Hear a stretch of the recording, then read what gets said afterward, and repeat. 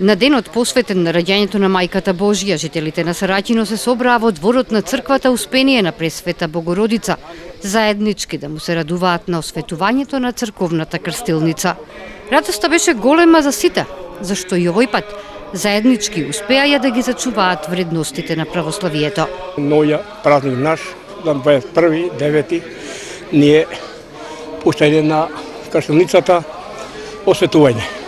Како помош имамо прво од населението на село Сараќино, благодарим многу и со помош на луѓе што се на устранство од овде, од сите, те ме благодарам. Прво на населението на село Сараќино сме многу задоволни. Имало добар оdzив, помагале за оваа крстилница. Во Сараќино секоја година се раѓаат по 15 деца.